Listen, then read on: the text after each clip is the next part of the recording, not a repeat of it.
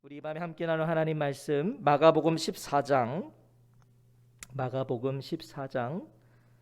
43절부터 오늘 52절까지 말씀입니다. 마가복음 14장 43절부터 52절까지 말씀. 제가 이 마가복음을 강해하면서 이제 보는데요. 우리가 고난주간 특별 예배 때나 이렇게 중복되는 이제 장면들이 쭉 나오기 때문에 제가 마가복음은 어느 정도 몇 차례만 더 다루다가 마치는 걸로 하겠습니다. 중복되는 것들이 많기 때문에.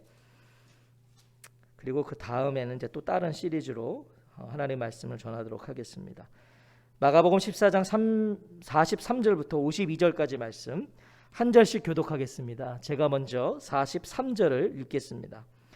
예수께서 말씀하실 때 곧 12 중에 하나인 유다가 왔는데 대제사장들과 서기관들과 장로들에게서 파송된 무리가 검과 몽치를 가지고 그와 함께 하였더라. 예수를 파는 자가 이미 그들과 군우를 짜 이르되 내가 입맞추는 자가 그이니 그를 잡아 단단히 끌어가라 하였는지라. 이에 와서 곧 예수께 나와 랍비여 하고 입을 맞추니 그들이 예수께 손을 대어 잡거늘 곁에 서 있는 자 중에 한 사람이 칼을 빼어 대제사장의 종을 쳐 그 귀를 떨어뜨리니라. 예수께서 무리에게 말씀하여 이르시되 너희가 강도를 잡는 것 같이 검과 몽치를 가지고 나를 잡으러 나왔느냐? 내가 날마다 너희와 함께 성전에 있으면서 가르쳤으되 너희가 나를 잡지 아니하였도다. 그러나 이는 성경을 이루려 함이니라 하시더라. 제자들이 다 예수를 버리고 도망하니라. 한 청년이 벗은 몸에 배 혼니부를 두르고 예수를 따라가다가 무리에게 잡힘에 배 혼니부를 버리고 벗은 몸으로 도망하니라. 아멘. 도망하니라는 제목으로 하나님 말씀 전하겠습니다. 예수님의 겟세마네에서의 격렬한 기도의 시간이 끝났습니다. 예수님의 인생 속에 격렬했던 순간들이 몇 번 있지만 가장 격렬했던 것은 십자가고요. 그 다음 두 번째로 격렬한 시간이라고 볼 수 있는 것은 바로 겟세마네에서의 기도였습니다. 예수님은 여전히 잠을 자고 있었던 그 제자들에게 이렇게 말씀하셨어요. 41절에 보시면 세 번째 오사 그들에게 이르시되 이제는 자고 쉬라. 그만 되었다. 때가 왔도다. 보라 인자가 죄인의 손에 팔리느니라. 자, 그리고 이어지는 것이 오늘 본문이에요. 겟세마네 기도가 다 끝났고요. 이제 여전히 세 번의 부탁에도 여전히 잠을 자고 있었던 그 제자들에게 이제 됐다. 그만 자라. 때가 됐어. 이렇게 얘기하시고 나서 이어지는 거죠. 예수님께서 말씀하신 때가 왔도다의 그 때가 드디어 된 거예요. 인자는 죄인들의 손에 넘어간다고 말씀하시는 순간 사라졌던 유다가 무리와 함께 다가옵니다. 유다는 일찍이 사라졌거든요. 근데 그 유다가 지금 무리와 함께 다가오는 거예요. 43절에 예수께서 말씀하실 때에 곧 12 중에 하나인 유다가 왔는데 대제사장들과 서기관들과 장로들에게서 파송된 무리가 검과 몽치를 가지고 그와 함께 하였더라. 이미 18절부터 21절에서 예고되었던 잔인한 배신의 순간입니다. 배신의 순간. 자, 배신이면 배신이지 왜 잔인한 배신인가? 보십시오. 12 중에 하나인 유다가 이것이 왜 잔인한 배신인지를 말해주고 있는 거예요. 유다가 예수님과 얼마나 가까운 자인지를 강조하고 있어요. 그는 12 중에 하나였다. 그는 예수님의 제자입니다. 하지만 지금은 아니에요. 보세요. 제자로 오지 않잖아요. 지금 이 순간만큼은 예수님께 제자로 오지 않습니다. 배반자로 와요. 유다가 이 시간에 예수님이 어디에서 무엇을 하시는지를 누구보다 잘 알았어요. 제자이니까. 예수님의 스케줄을 다 알고 있죠. 이 시간쯤이면 어디에서 무엇을 하시고 누구와 함께 계신지를 알고 있어요. 자, 우리가 무엇을 알 수 있습니까? 예수님에 대한 이 예수님에 대한 그 지식을요, 이 유다는요, 그분을 배신하는 일에 사용하는 거예요. 주님을 아는데 그걸 그분을 배신하는 것으로 사용한다고요. 주님을 아는 지식이 이렇게 헛된 것이 될 수도 있어요. 유다의 치밀한 계획을 보십시오. 그가 얼마나 치밀한 계획을 세우고 있습니까? 10절과 11절을 보면 14장 10절과 11절을 보면 열둘 중에 하나인 가룟 유다가 예수를 넘겨주려고 대제사장들에게 감해 그들이 듣고 기뻐하여 돈을 주기로 약속하니 유다가 예수를 어떻게 넘겨줄까 하고 그 기회를 찾더라. 자, 유다가 찾은 기회를 보세요. 이 10절과 11절에서 유다는요, 예수님을 어떻게 팔까 그 기회를 찾는다고 그랬어요. 자, 그 기회를 찾은 거예요. 지금 찾은 기회가 뭐예요? 한밤중에 군중이 없는 겟세마네 동산이에요. 그 찾은 기회가 예수님과 제자들만 남아있던 그 순간을 유다는 노린 것이죠. 이 시간쯤이면 예수님은 제자들하고 기도하고 계실 거야. 그 순간을 노린 거예요. 유다는 이제요, 철저히 반대쪽에 서서 예수님을 찾아오는 거예요. 이제 철저히 반대편에 서는 것이죠. 자, 그가 데리고 온 자들을 보십시오. 대제사장들과 서기관들과 장로들에게서 파송된 무리들입니다. 자, 이 대제사장들과 서기관들과 장로들은 누구예요? 유대인의 최고 사법기관 산헤드린의 구성원들이잖아요. 그들은 예수님을 죽이고자 했던 자들이잖아요. 어떻게 하면 저 예수를 죽일 것인가? 유다는요, 바로 그런 자들의 이름으로 지금 체포조와 함께 검과 몽치를 들고 온 것입니다. 검과 몽치를 들고 왔다는 것은 두 가지를 의미해요. 이들이 이 검과 몽치를 들고 왔다. 먼저 충돌을 예상했던 거예요. 싸움이 일어날 것이다. 그러니까 예수님도 그의 제자들이 아마 대항할 것이다. 그래서 이들이요, 지금 검과 몽치를 들고 온 거예요. 예수님은 분명 보통 분이 아니시거든요. 유다 그거 잘 알고 있습니다. 또한 제자들도요, 그분을 위해 죽음까지도 불사하겠다고 했어요. 그런 베드로와 제자들이 고백할 때 유다도 있었거든요. 반드시 저들이 반항할 것이다. 싸움이 벌어질 것을 대비한 거예요. 또 하나의 의미는요, 유다와 무리들은 지금 예수님을요, 강도로 여기고 있는 것입니다. 검과 몽치를 가지고 왔다는 것은요, 강도를 체포하기 위한 무기였어요. 강도들을 체포할 때. 그러니까 지금 죄 없으신 분을요, 죄인으로 대우하고 있는 거예요. 이들이 죄인이라는 거예요. 강도라는 거예요. 그러니까 검과 몽치를 가져가서 그를 체포하자. 자, 이 순간부터요, 예수님은 강도로 취급을 당하십니다. 오늘 이 순간부터 성전을 정화하실 때 예수님 뭐라 그러셨죠? 기도하는 집을 강도의 소굴로 만들었다고 하셨어요. 예수님이. 자, 그런 그 예수님의 말씀에 대한 복수였는지도 몰라요. 자신들을 강도라고 얘기했거든요. 예수님이 성전에서 이 종교 지도자들을 향해서 이 강도의 소굴로 만들어, 너희들은 강도다. 그걸 지금 복수하고 있는 거예요. 그들은요, 마지막에도 예수님 어떻게 하죠? 강도들과 함께 십자가에 못 박아요. 그러니까 마지막까지 예수님을 강도 취급하는 거예요. 이들은 강도와 같은 자다. 44절은요, 유다가 무리들과 짠 치밀한 계획을 자세히 증언합니다. 얼마나 치밀하게 유다가 계획했는가? 예수를 파는 자가 이미 그들과 군호를 짜 이르되 내가 입맞추는 자가 그이니 그를 잡아 단단히 끌어가라 하였는지라. 그가 그들에게 신호를 이미 주었었다 이거예요. 입을 맞췄다고요. 지금 내가 어떻게 하면 그가 예수다, 그를 붙잡아봐. 유다 그는요, 분명 비상한 머리를 가진 자가 맞아요. 똑똑한 자였잖아요. 돈꾀를 담당했잖아요. 지금 시간은 깊은 한밤중입니다. 그만큼 시야 확보가 어려워요. 당시에는 뭐가 있겠어요? 시야 확보가 어렵죠. 그리고 기회는 단 한 번뿐이에요. 왜냐하면 실수하면 안 되잖아요. 지금 이 겟세마네 동산, 한밤중의 동산은요, 도주하기 좋아요. 숨기가 좋다는 거예요.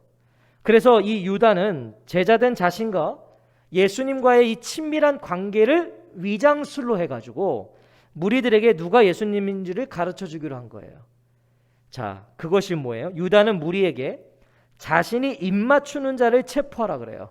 입맞추는 자, 죽음의 입맞춤을 준비했던 거예요. 45절에 이에 와서 곧 예수께 나와 랍비여 하고 입을 맞추니. 자, 이 배신의 입맞춤이요, 얼마나 잔인한 입맞춤인지 보세요. 사람이 어떻게 이렇게까지 악독할 수 있을까라는 생각이 들어요. 유다 어떻게 이렇게까지 악독할 수 있을까? 그는 지금 예수님을 뭐라고 부릅니까? 랍비여. 이것은요, 나의 선생님입니다. 친근한 고백이에요. 나의 선생님. 마치 그토록 보고 싶은 스승을 만나 감격에 벅찬 것 같은 마음으로, 그런 모습으로 예수님 부르는 거예요. 너무나 보고 싶었던 선생님을 만나는 것처럼 나의 선생님.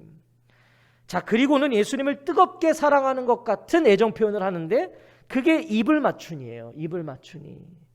당시에는요, 뺨이나 손에 입을 맞췄는데 이것은 제자들이 스승에게 애정과 존경을 표현하는 일반적인 행동입니다. 그러니까 당시에 이것은 자연스러운 일이에요. 제자가 스승에게 할 수 있는 존경의 표시였어요. 입을 맞추니, 손이나 뺨에 입을 맞추는 거예요. 유다는 그런 당연하고 자연스러운 애정과 존경의 표현을 지금 배신의 표시로 만든 거예요. 배신의 표시로 사용했다고요. 심지어 원어를 보니까요, 지금 이 입을 맞추니라는 이것은요, 체포조가 예수님을 정확히 알아볼 수 있도록 입맞춤이 오래 지속되었다는 것을 의미해요. 입맞춤이 반복했다는 거예요. 왜냐하면 확실히 이 사람이라는 걸 가르쳐주고 싶었던 거예요, 유다는. 그러니까 일회성으로 입을 맞춘 게 아니라 계속해서 입을 맞추고 있던 거예요. 이 사람이야, 이 사람이야. 얼마나 잔혹한 거예요.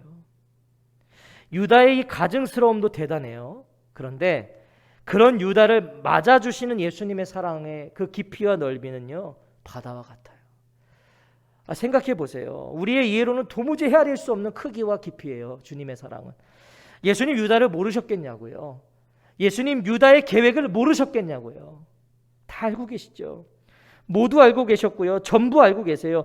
그럼에도 그를 내치지 않으시고 그의 비수를 받으세요. 지금 저와 성도님들이 참 어떠셨겠냐고요. 다 안단 말이에요. 지금 얘가 왜 입맞춤을 하는지, 어디 그 더러운 입술을 치우라 그러겠죠. 우리는. 그러나 예수님은 다 그 비수를 받으신다고요. 지금 예수님에게는요, 자신의 뜻보다 더 크고 중요한 아버지의 뜻이 있으셨기 때문이에요. 그 뜻을 이루어야 되니까 알면서도 받아주시는 거예요. 유다의 이 죽음의 입맞춤이 끝나자마자요, 무리들은 예수님을 붙잡습니다. 왜냐하면 그렇게 신호를 받았으니까. 입맞추는 자가 그다, 바로 붙들러라 그랬으니까. 입맞춤이 끝나자마자 무리들은 예수님을 붙잡아요. 하지만 예수님이요, 아무런 저항도 하지 않으십니다. 아마 예수님의 기적과 능력을 경험한 제자들이었기 때문에 주변에 있던 제자들은 예수님께서 이 일 또한 말끔하게 처리하실 거라고 생각했는지도 몰라요. 그 제자들도 가만히 있었을 거예요. 주님은 뭐 저런 거 다 처리하실 수 있지. 자, 그래서 누구도 나서지 않았는데, 그런데 너무도 무기력한 모습으로 지금 체포를 당하시는 예수님을 보니까 제자들이 놀란 거예요. 아니, 왜 주님 저렇게 순순히 체포되시냐는 거예요. 왜 대항하지 않으시냐는 거죠. 그래서 그때 한 사람이 나섭니다. 47절에 보면 곁에 서 있는 자 중에 한 사람이 칼을 빼어 대제사장의 종을 쳐 그 귀를 떨어뜨리니라.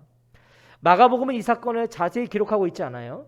그런데 요한복음과 누가복음은 이 사건을 비교적 자세하게 기록하고 있습니다. 요한복음 18장 10절은요, 칼을 빼어서 예수님을 구하려고 했던 제자가 베드로라고 증언하고 있어요. 그러니까 지금 이 나섰던 제자가 베드로입니다. 그리고 그의 칼로 귀가 잘린 대제사장의 종은 말고라고 또한 가르쳐주고 있죠. 요한복음은. 자, 우리가 생각해봐도요, 사실 이렇게 용감하게 나설 수 있고 막무가내로 칼을 휘두를 수 있는 제자는 사실 베드로밖에 없어요. 성경에서 우리가 베드로의 그 행보를 보면. 자, 말고의 귀를 잘랐습니다. 자, 그런데 그 베드로에게 예수님이 뭐라고 말씀하시냐면 요한복음 18장 11절에 보면 칼을 칼집에 꽂아라. 아버지께서 주신 잔을 내가 마시지 아니하겠느냐 하시니라 라고 말씀하세요. 베드로가 나섰다가 또 혼난 거죠. 지금 예수님은 분명히 말씀하세요. 이 또한 아버지께서 원하시는 잔이다. 내가 지금 이렇게 체포되는 것이 아버지가 원하시는 잔이야. 그러니까 칼을 치우고 물러나라고 하세요. 베드로야, 칼 치워 물러나라. 예수님을 통해 세워질 하나님 나라가 어떤 나라인지를 우리에게 다시 한번 가르쳐 주시는 거예요. 예수님을 통해 세워질 하나님 나라는 그런 칼과 그런 몽치로 세워지는 나라가 아니에요. 힘으로 세워지는 나라가 아니에요. 하나님 나라는 칼로 세워지는 나라가 아니라 오직 하나님께 대한 믿음과 순종으로 세워진다는 거죠. 예수님 그걸 가르쳐주고 싶으셔서 지금 순종하시는 거예요. 하나님께. 그 뜻대로 나아가는 거예요. 누가복음 22장 51절은요, 예수님께서 귀가 잘린 말고를 고쳐주셨다고 기록하고 있어요. 예수님은 체포되시는 와중에도 베드로가 자른 그 귀를 고쳐주셨다니까요. 다시 붙여주셨어요. 예수께서 일러 이르시되 이것까지 참으라 하시고 그 귀를 만져 낫게 하시더라. 체포되시는 순간에도 영혼을 향한 연민과 사랑을 보여주시는 거예요. 이게 예수님이세요. 체포당하시는 순간에도 이 한 영혼을 고쳐주신다고요. 저는 이 대목에서 한 가지 놀라운 것은요, 아니 어떻게 이런 예수님의 기적적인 치유를 바로 곁에서 봤잖아요. 지금 이 체포조도 봤을 거 아니에요. 귀를 붙여주는 거를. 그걸 봤음에도 유다와 무리들이 예수님을 그대로 붙잡아 갔다는 거예요. 저는 이게 이해가 안 되는 거예요. 아니 그 기적을 보이시는 순간에 그걸 봤음에도 어떻게 그대로 예수님을 체포할 수 있는 거죠? 놀래서 주저앉아야죠. 주여 잘못했다고 그래야죠. 우리가 무엇을 알 수 있습니까? 이 유다와 무리들 안에는요, 조금도 예수님에 대한 마음이 없었던 거예요. 그러니까 기적을 행하든 말든 그것이 자기들에게 크게 중요하게 생각되지 않는 거예요. 그러니까 잡아가는 거죠. 무엇을 알 수 있습니까? 기적이 믿음을 가져다 주지는 않아요. 그러니까 너무 기적에 우리가 목매일 필요가 없어요. 기적을 보여도 믿음이 없어요. 기적이 믿음을 주는 것이 아니에요. 자, 말고의 길을 고쳐주신 예수님이요, 자신을 붙들고 있는 무리들을 바라보면서 이렇게 말씀하십니다. 48절과 49절을 보시면 예수께서 무리에게 말씀하여 이르시되 너희가 강도를 잡는 것 같이 검과 몽치를 가지고 나를 잡으러 나왔느냐? 내가 날마다 너희와 함께 성전에 있으면서 가르쳤으되 너희가 나를 잡지 아니하였도다. 그러나 이는 성경을 이루려 함이니라 하시더라. 자, 한밤중에 검과 몽치를 들고 기습적으로 예수님을 체포한 것은요, 예수님을 극악무도한 강도로 취급한 겁니다. 한밤중에 기습 체포, 아주 극악무도한 죄인이라는 거죠. 강도라는 것이죠. 유다와 무리들은요, 왜 예수님 이런 방식으로 체포했을까요? 체포할 수 있는 기회는 많았어요. 그런데 왜 이런 방식을 택했냐고요? 성경에도 기록되어 있지만 먼저 그들은 군중들의 반응이 두려웠어요. 예수님 주변에 늘 군중들이 있었거든요. 예수님을 죽이고 싶었는데요, 밀란이 날까 두려워했다고 그러잖아요. 앞에 부분을 보면 군중들이 밀란을 일으킬까 두렵다. 하지만 예수님을 체포할 정당한 근거가 만약에 있었다면 그렇게 하지도 않았을 거예요. 정당한 근거가 있으면 군중들이 있어도 체포했겠죠. 정당한 이유가 있으니까. 그러니까 예수님은 지금 바로 그걸 지적하시는 거예요. 이 유다와 무리들에게 정말 잘못이 있었다면, 나에게 죄가 있었다면 성전에서 가르칠 때 잡아가면 될 것을 왜 이 야밤에 무장하고 와서 이런 방식으로 하냐는 거예요. 그러니까 예수님은 지금 정당하지 못한 방법이라는 걸 찌르고 계신 거죠. 그들에게. 너희들이 정당하다면 이렇게 하지 않았겠지 않냐. 죄가 없으니까 너희들이 이러는 거 아니냐. 곁에 있는 제자들과 유다와 무리들에게 예수님은 자신에게 죄가 없다는 것을 다시 한번 분명히 하시는 거예요. 죄가 없다. 하지만 이 또한 성경을 이루려 함이니라 라고 말씀하세요. 무슨 말씀이십니까? 예수님은 지금 이 순간에도 하나님의 뜻에 순종하고 있음을 가르쳐 주시는 거예요. 성경을 이루려 합니다. 자신이 힘이 없어서, 능력이 없어서 이렇게 무기력하게 잡혀가는 것이 아니라 이것은 성경 말씀을 이루려는 것이다. 아버지의 뜻에 철저하게 순종하기 위해 나는 이렇게 하고 있다라는 걸 다시 한번 강조하시는 거예요. 내가 힘이 없어서가 아니야. 내가 죄가 있어서가 아니야. 내가 능력이 없어서가 아니야. 아버지의 뜻을 이루고자 나는 지금 잡혀가는 거야. 예수님께서 이것을 강조하신 이유가 무엇일까요? 예수님 지금 왜 하나님 아버지의 뜻을 내가 지금 철저하게 순종하고 있는 거야? 성경을 이루려 함이야. 이걸 왜 강조하셨냐고요? 생각해 보세요. 예수님 지금 곁에 있던 제자들에게 용기를 주시는 거예요. 두려워하지 말라는 거예요. 힘을 주시는 거예요. 내가 지금 이렇게 잡혀가는데 너네 두려워하지 마. 이건 성경을 이루려 함이야. 아버지의 뜻을 이루려 하는 것이야. 두려워하지 마. 괜찮아. 놀라지 마. 두려워하지 말고 일어나. 함께 가자. 예수님 지금 그걸 가르쳐주고 싶으신 것이죠. 이것이 하나님 뜻이기에 하나님이 책임져 주신다는 거예요. 하지만 예수님의 이 말씀을 알아들은 제자들이 없어요. 성경을 이루려 함이라는 이 주님의 음성을 알아듣는 제자가 없었단 말이죠. 이 말씀에 힘과 용기를 얻은 제자들이 하나도 없어요. 하나도. 유다의 배반보다 저는요, 이 순간이 더 비참한 순간 같아요. 유다는 대놓고 배반한 거고, 그런데 그 곁에 있던 나머지 제자들은요, 누구 하나도 예수님의 이 말씀을 알아듣는 제자가 없었단 말이에요. 그거 어떻게 하죠? 50절에 보면 제자들이 다 예수를 버리고 도망하니라. 저는 유다의 배반보다 이게 더 비참한 순간이에요. 제자들은 모두 예수를 버리고 달아났다. 이해가 되십니까? 한 제자도요, 예수님 말씀을 알아듣지 못했어요. 단 한 명의 제자도요. 모두가 다 이제 끝났다고 여긴 거예요. 제자라는 말이 무색하게 예수님 버리고 도망갑니다. 칼을 들었던 베드로조차요, 도망가 버려요. 아니, 그토록 맹세했던 충성은 어디 갔습니까?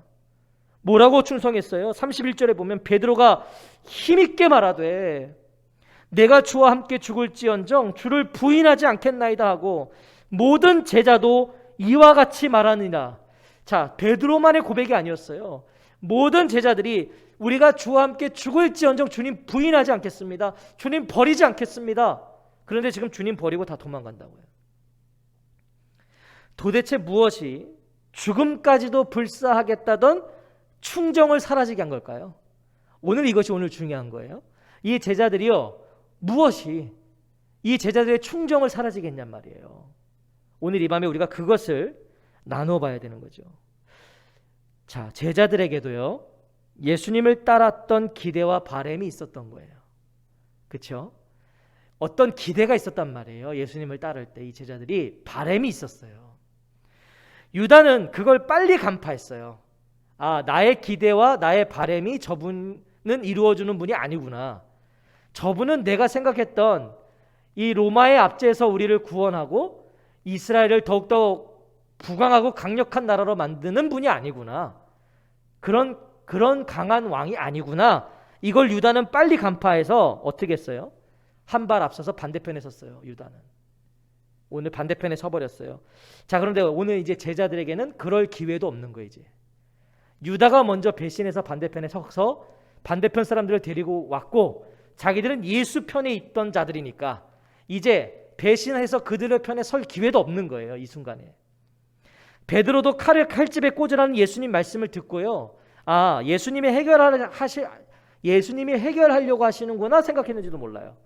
칼집을 꽂으라 그러니까 아, 예수님이 이제 해결하시려나 보구나 했는데, 그냥 잡히시는 것을 보면서 베드로도요, 자신들의 기대와 바램뿐만이 아니라 이제 자신들의 이 신변까지도 보장될 수 없구나, 이거를 깨달은 거예요. 그래서 지체 없이 예수님 버리는 거예요.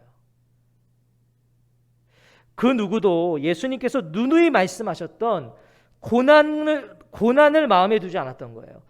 예수님은 계속 그걸 말씀해 주셨거든요. 고난당할 거다, 끌려갈 거다, 침뱉음을 비방을 받을 거고 조롱을 받을 거고 죽을 거다, 이걸 계속 말씀하셨는데요, 누구도 그 고난을 마음에 두지 않았던 거예요. 제자들은 다 무엇을 둔 겁니까? 그저 그분과 함께할 영광만 꿈꿨던 거예요. 이 제자들이 영광만 꿈꿨다고요. 지금까지 예수님은 많은 사람들과, 특별히 제자들과 함께 사역해 오셨어요. 늘 많은 사람들과 제자들과 사역하셨습니다. 하지만 이제 그 사역의 완성을 눈앞에 둔 고난의 길에서, 이 고난의 길이 그 예수님 사역의 완성을 이제 향해 가는 거잖아요. 근데 그 고난의 길에서는요, 예수님 철저히 외면을 당하세요. 아무도 없어요. 기적을 행하시고 막 가르치실 때는 수많은 무리가 옆에 있었는데, 이제 그 사역을 정말 완성하는 그 십자가의로의 출발점에서는, 체포되시는 그 순간에서는 아무도 없단 말이죠. 열광하고 충성했던 제자들도 이제 없어요. 예수님은 제자들에게 철저한 배신과 외면을 받으시면서 지금 혼자가 이제 되시는 거예요. 혼자세요. 다 떠났습니다. 자, 그런데 마가는요, 제자들의 도망에 이어서 또 한 청년의 도망을 기록하고 있어요. 마가복음에만 기록되어 있는 사건입니다. 51절과 52절. 이건 마가복음 마가만 기록하고 있어요. 한 청년이 벗은 몸에 배 혼니부를 두르고 예수를 따라가다가 무리에게 잡힘에 배 혼니부를 버리고 벗은 몸으로 도망하니라. 많은 학자들은 이 청년이 마가일 것이라고 추측합니다. 이건 마가일 것이다. 마가가 자신이 아니고서는 알 수 없는 사건이기 때문이에요. 이건 마가니까 아는 거예요. 자기니까. 자기가 이렇게 했기 때문에 이렇게 기록할 수 있는 것이죠. 그는요, 지금 자신의 부끄러움을 기록한 거예요. 본문은 두 번의 도망하니라가 나오고 있어요. 50절에 도망하니라가 있고요. 이건 제자들이 도망한 거죠. 52절에 도망하니라는 이 마가라고 해서 추측되고 있는 이 한 청년의 도망이에요. 두 도망이 나오고 있다고요. 마가는요, 제자와 자신의 도망을 기록하고 있어요. 제자들의 도망, 그리고 자신의 도망. 마가는 이것을 기록함으로 정말 모두가 예수님을 다 떠났다는 거, 정말 아무도 체포되어 끌려가시는 예수님 곁에 남아있지 않았다는 걸 말하고 싶었던 거 아닐까요? 정말 아무도 없었다. 아무도 체포되어 끌려가시는 예수님 곁을 따르는 자가 없었다. 다 도망갔다. 이걸 말씀하고 싶은 거 아닐까요? 사랑하는 성도 여러분, 오늘 저와 성도님은 어떠셨겠습니까? 우리가 만약 당시 이 예수님이 체포되시는 겟세마네 동산에 우리가 있었다면 우리는 어땠겠냐고요. 우리는 다 자신이 유다와 같지는 않다고 생각할 겁니다. 그렇죠? 난 유다처럼 주님을 그렇게까지 배신하지는 않을 거야. 우린 다 그렇게 생각할 거예요. 그 정도로 흉악한 짓은 하지 않았고, 그러니까 내가 지금까지 유다처럼 그렇게 대놓고 주님을 난 그렇게 살지 않았어. 그리고 그렇게 하지 않고 있고, 또 앞으로도 난 유다만큼은 주님을 배신하지는 않을 거야. 우린 자신하며 살아가죠. 유다만큼은 아니야. 그렇게까지 주님을 배신하지는 않는다는 거예요. 하지만 제자들도 주님을 버리고 도망가요. 지금 제자들도. 이건 무엇을 말씀하고 싶은 거겠어요? 우리도 얼마든지 그럴 수 있는 자들이라는 걸 가르쳐주고 있는 거 아닐까요? 제자들도 도망갔고 마가도 도망갔고 다 도망갔다. 예수님은 혼자셨다. 이건 오늘 우리도 얼마든지 그럴 수 있다는 거예요. 우리 그럴 수 있는 자들이라는 거예요. 예수님을 따르는 우리의 동기가, 오늘 내가 예수님을 따르고 있는 그 동기가 본문의 제자들과 별반 다르지 않다면 우리는 충분히 그럴 수 있다는 거예요. 제자들과 똑같다면, 오늘 주님 따르고 있는 이유가, 동기가 별반 다르지 않으면 우리도 제자들처럼 충분히 주님을 떠날 수 있단 말이에요. 도망칠 수 있다는 것이죠.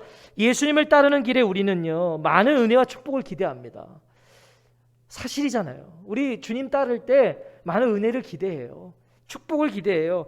예수 믿으면 잘 된다는 걸 경험하고 싶고요. 예수 믿어서 잘 됐다는 걸 우린 말하고 싶어요. 그래야 복음도 전해지는 거고 전도도 된다고 우리는 생각해요. 예수 믿으면 잘 된다는 그 잘됨의 기준이 어떻습니까? 우리 솔직하게. 예수 믿으면 잘 된다. 이 잘됨의 기준이 뭐예요? 세상과 똑같잖아요. 우리도요. 잘됨의 기준이 세속적인 거잖아요. 모든 게 돈으로 직결되잖아요. 우리도. 예수 믿어 잘 됐다고 그랬을 때, 예수 믿어서 축복받았다고 그랬을 때 우리가 다 뭐예요? 돈에 직결되잖아요. 하는 일이 잘 되고 자녀들이 출세하고 사람들이 예수 믿고 복받았다고 말하는 소리 듣고 싶은 거잖아요. 좋은 교회, 하나님이 쓰시는 교회가 되고 싶어 하죠. 전 그래요. 좋은 교회라는 소리 듣고 싶고요. 하나님이 쓰시는 교회가 되고 싶어요. 그럼 뭐예요? 그러기 위해서는 우리가 솔직하게 이런 마음을 갖는 그 깊은 내면 속에 뭐가 있는 거예요? 사람이 모여야 돼요. 사람이 많이 모여야 되는 거예요. 성장되어야 돼요. 그래야 좋은 교회 같은 거고 하나님이 쓰시는 교회라고 말할 수 있는 거잖아요. 우리가 예수님을 따르는 동기가 그런 것들이라면 오늘 저도 이 삶이 되는 교회를 섬기며 목회하는 이유가 사람 많이 모여서 이 시대에도 부흥하는 교회, 성장하는 교회, 하나님께 쓰임받는 교회라는 소리 듣고 싶어서 오늘 주님을 따르고 있다면 우리도 얼마든지 예수님을 버리고 도망갈 수 있는 자들이라고요. 세상의 기준으로 내가 예수 믿고 잘됐다는 걸 말하고 싶은 마음이 있다면 우리도 오늘 제자들처럼 예수님 버리고 도망갈 수 있단 말이에요. 예수님을 따르는 길은요, 언제나 화창하지만은 않습니다. 벚꽃 휘날리는 봄날만 있지 않다는 거예요. 예수님 따르는 길은. 때로는 가을 낙엽처럼 힘없이 떨어질 때도 있어요. 예수 믿는 길이. 추운 겨울을 지나야 하기도 해요. 예수 따르는 길이요. 멋진 모습으로 아름다운 해변에서 마치 서핑을 즐기는 날만 있지도 않단 말이에요. 예수님을 따르는 길은요. 거센 폭풍으로요, 난파 직전에 배 안에 있을 수도 있단 말입니다. 예수님 따르는 길은. 마음을 주고 사랑하는 사람에게 철저한 외면을 당할 수도 있단 말이에요. 예수님을 따르는 길은. 예수님을 따르는 시간 속에는요, 고난의 길 또한 있다는 것입니다. 오늘 주님이 그거 가르쳐 주시는 거예요. 그거를 알아야 됩니다. 그리고 무엇보다 그런 고난의 길, 그런 외면의 길, 혼자 남은 것 같은 그러한 길을 우리가 만날 때, 우리의 이 신앙의 여정 속에 그런 길을 만날 때, 고난의 길, 외면의 길, 나 혼자 있는 것 같은 그런 길을 만나게 될 때, 그 길을 걷고 있을 때 우리가 알아야 되는 게 있다는 거예요. 무엇이요? 그 외롭고 힘겹고 고통스러운 길이 아무도 없이 나 혼자 걷는 길이 아니라 예수님이 동행하시는 길이라는 거예요. 오늘 주님이 그거 가르쳐 주시는 거예요. 기억하십시오. 예수님을 따르는 길에는 고난의 길이 있습니다. 꽃길만 있는 것이 아니에요. 고난의 길이 있습니다. 그때 그 길을 먼저 걸어가신 분이 있다는 거, 그분이 그래서 나와 함께 걸어주신다는 것을 알아서 주님에게서 도망치는 인생이 아니라 진정 버려야 할 것을 버리고 도망쳐야 할 것에서 도망치는 참된 제자요, 참된 성도의 걸음을 걸으시기 바랍니다.